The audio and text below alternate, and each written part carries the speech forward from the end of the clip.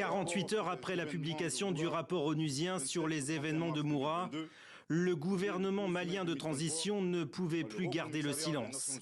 Désormais, il contre-attaque. Le gouvernement de transition dénonce avec véhémence ce rapport biaisé, reposant sur un récit fictif. Point par point, dans un communiqué publié ces dernières heures, Bamako donne sa version des faits.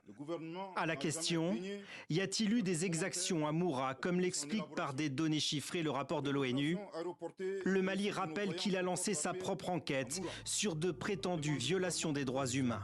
Les premiers éléments de l'enquête mettent en évidence l'hypothèse d'un affrontement ayant provoqué des morts par projectile et le constat que la grande majorité des corps sont des adultes de sexe masculin.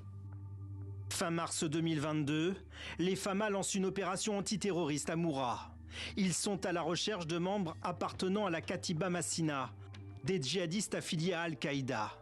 Selon un bilan officiel, 203 morts sont annoncés. Aujourd'hui, cette intervention est qualifiée de salutaire. Elle aurait apporté la quiétude à la population, selon le gouvernement de transition. Aucun ressortissant civil de Moura n'a perdu la vie pendant l'opération militaire. Parmi les morts, il n'y avait que des combattants terroristes.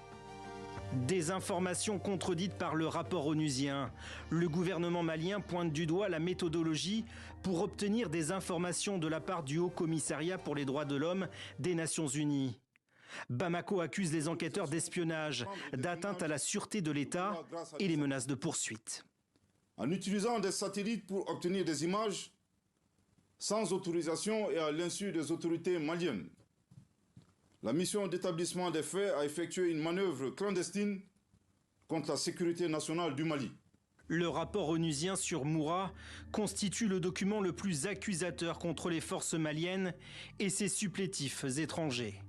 Le gouvernement de transition appelle les Maliens à rester vigilants face à ce qu'il qualifie de tentative de désinformation et de déstabilisation.